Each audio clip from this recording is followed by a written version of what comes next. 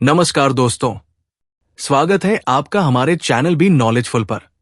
पिछली क्लास में हमने देखा कि भूमंडलीकरण हमारे पर्यावरण को कैसे प्रभावित करता है।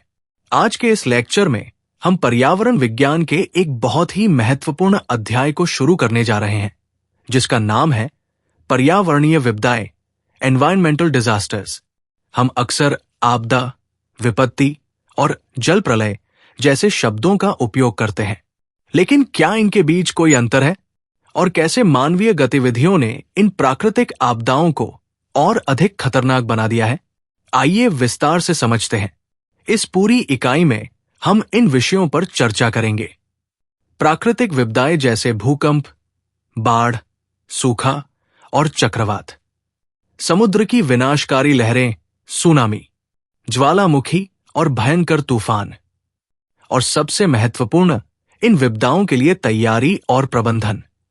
अक्सर हम इन शब्दों का इस्तेमाल एक ही तरह से करते हैं, लेकिन क्या आप जानते हैं कि जानमाल की क्षति और समय के आधार पर इनके प्रभाव में अंतर होता है? ये शब्द केवल व्यक्तिगत नुकसान नहीं, बल्कि सार्वजनिक तबाही की ओर इशारा करते हैं। भूमंडलीकरण से पहले भी प्राकृतिक आपदाएं आती थी, जैसे दावानल या भूकंप, लेकिन आज मनुष्य के लालच और तेज औद्योगिकीकरण ने इन्हें और खतरनाक बना दिया है।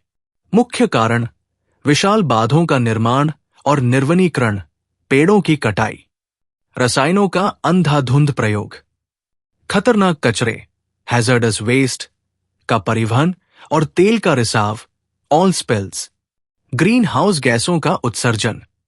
यहां एक बड़ी बहस है। कुछ वैज्ञानिक कहते हैं कि सभी विपत्तियां अब मानव निर्मित हैं। वहीं दूसरे वर्ग का मानना है कि आर्थिक विकास के लिए जोखिम उठाना जरूरी है। लेकिन सच तो यह है कि अब मानवता का अस्तित्व, सर्वाइवल ऑफ ह्यूमैनिटी, ही दांव पर लगा है। प्राकृतिक और मानव निर्मित आपदाओं के बीच का अंतर अब बहुत कम हो गया है। इस इकाई को पढ़ने के बाद आप पर्यावरणीय विपत्तियों की परिभाषा और वर्गीकरण समझ सकेंगे, समाज पर इनके प्रभावों पर चर्चा कर सकेंगे, भविष्य की घटनाओं का सामना करने की तैयारी की आवश्यकता को समझ पाएंगे। तो दोस्तों, यह था एक छोटा सा परिचय। अगले पार्ट में हम इनके वर्गीकरण को विस्तार से समझेंगे। अगर आपको यह वीडियो मददगार लगा हो तो लाइक करें और अपने दोस्तों के साथ शेयर करें।